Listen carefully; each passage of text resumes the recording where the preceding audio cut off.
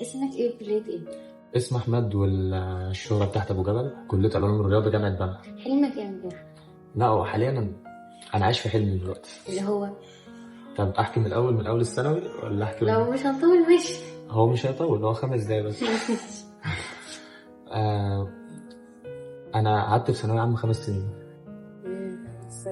في الثانوي أنا جيت في تالتة ثانوي دي، أولى وتانية طبعا عدت عادي. في تالتة ثانوي دي أنا ما كنتش بذاكر، كنت مهتم بلعب الكورة، ومكانش عندي شغف في حياتي، ما كنتش عندي المستقبل اللي أنا باصص إن أنا عايز أبني حاجة لنفسي، أبقى حد كويس والكلام ده.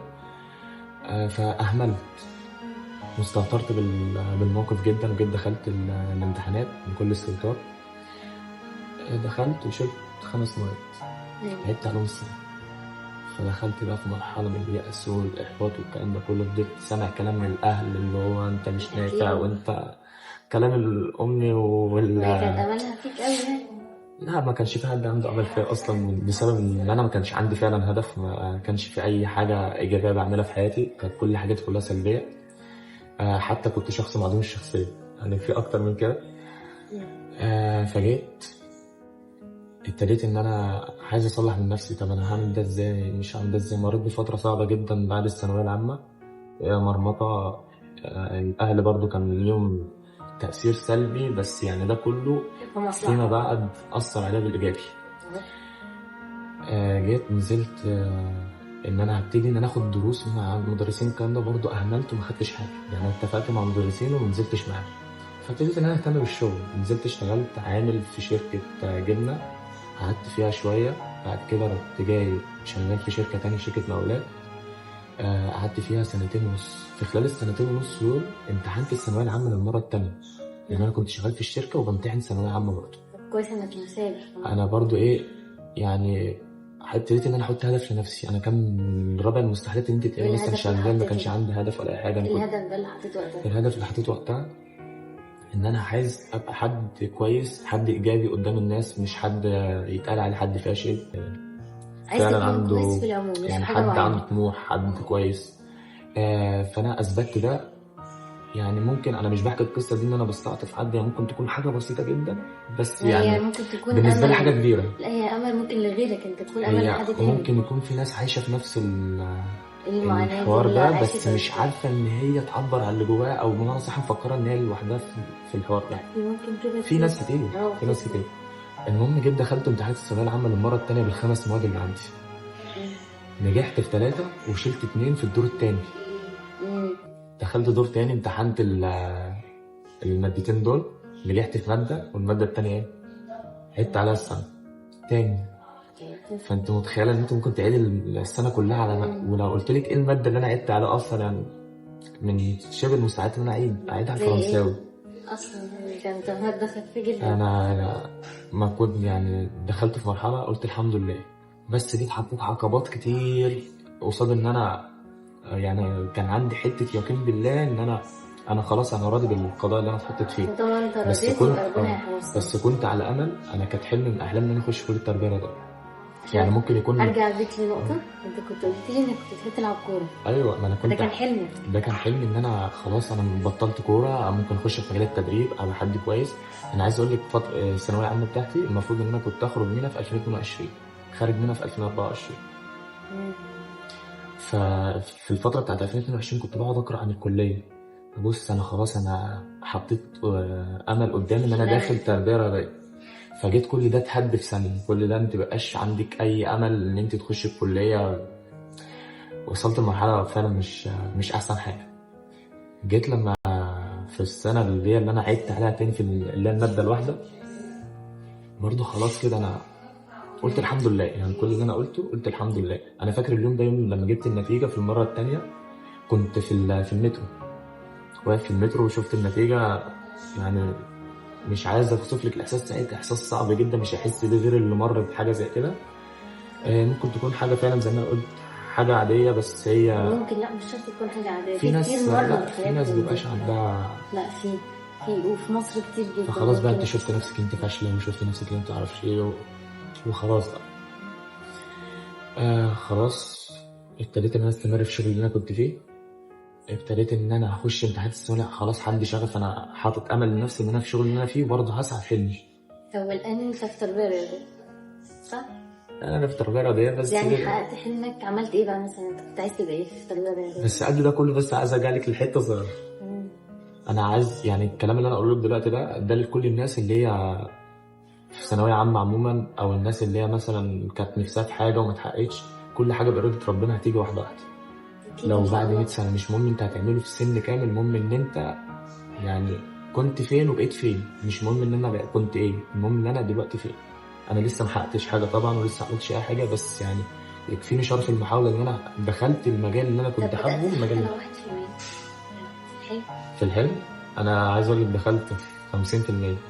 ال حلو 50% جدا. التاني فلوس بقى. انا بالنسبه لي الحلم إيه هو قلبك؟ كنت عايز تبقى حلمي إيه دلوقتي أصلا؟ فلوس. كنت عايز ايه، تبقى إيه أصلا؟ انا كان نفسي لو ما كنتش في مجال الكوره والتدريب والكلام ده كله، كان نفسي ان أنا اطلع ظابط. طب أنت كنت عايز تربية رياضية؟ كنت عايز تربيه رياضيه، والكليه دلوقتي مؤهله ان هي تدخلنا كليه عسكريه. أنا عارفة. طب أنت إيه بقى عايز تبقى إيه بقى؟ حاليا مدرب. انا مدرب حاليا إيه؟ شغال مدرب كره قدم.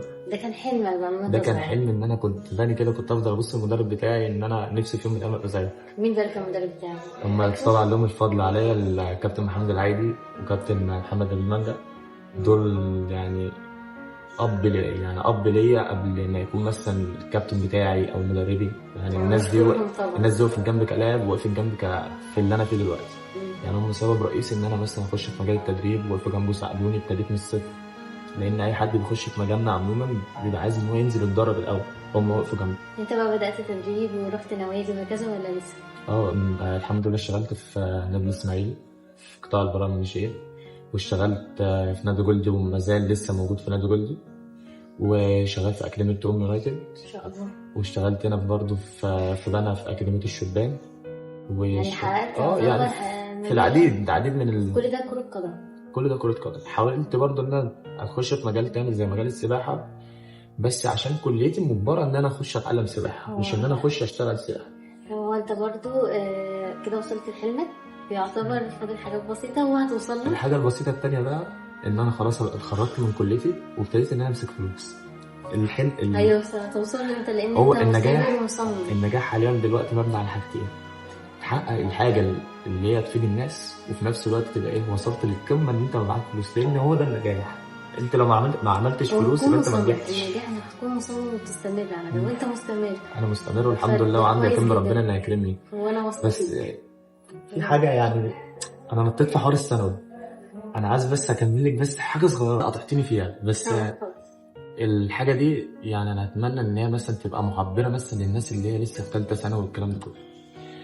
انا حوار النجاح ده في ثانوية عامة ده، عايز اقول لك ده كان من رابع المستحيلات ان انا ممكن انجح في ثانويه عامه. يعني انا كنت شايف نجاحي في ثانويه عامه ده فلسطين اتحررت. الدرجه دي؟ والله الحوار كان صعب جدا، لدرجه ان يوم النتيجه بتاعي ده كنت قاعد بسمع ماتش المنتخب، فلقيت اخويا الصغير جاي بيقول لي تعالى النتيجه جت ما اعرفش ايه، ولقيت وشه انت فقدت الامل. خلاص انا عدت تاني. فروحت لقيتهم في البيت هم فرحانين اكتر مني، عشان هم خلاص هم عاشوا ناس فقدوا الامل في الشخص ده ان هو خلاص مش هينجح، مش هيعمل الكلام ده كله. فابتدت اول خطوه ليا ان انا خلاص عديت من الثانويه العامه.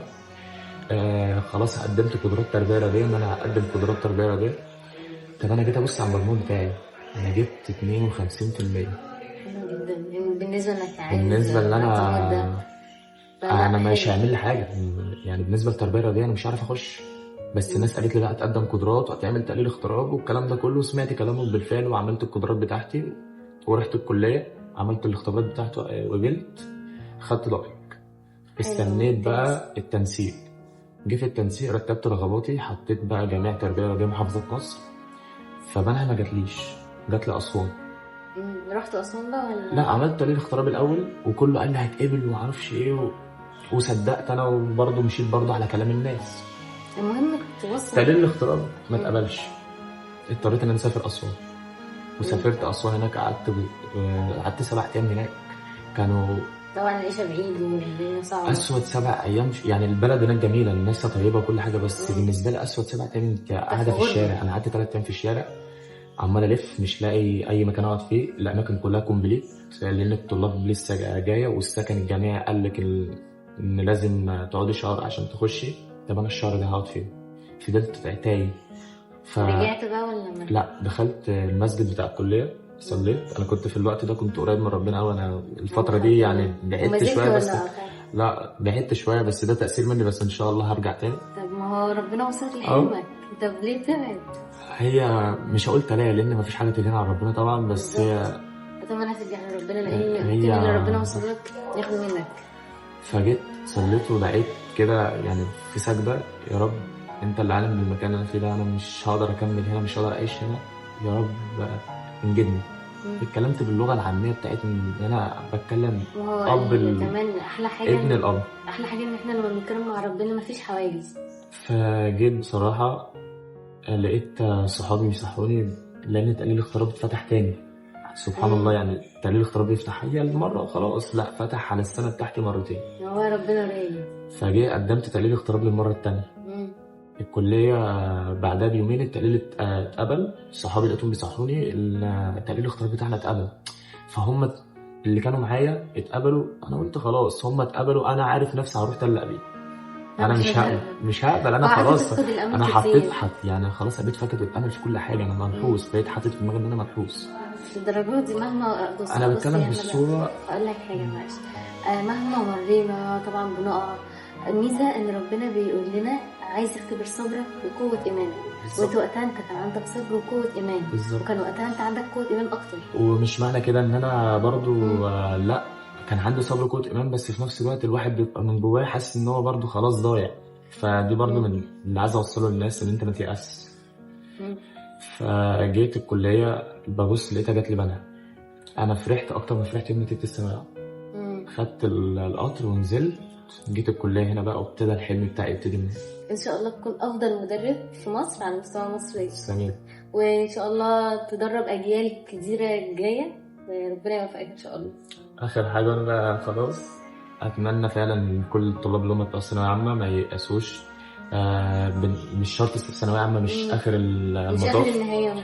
يعني طور في مجالك اللي انت فيه حتى لو مش متعلم، لان في ناس كتير مفكره ان هو بس عشان مش متعلم. وحتى لو هو دخل كليه تانية ما كانش حلمه يحقق اي كليه عموما.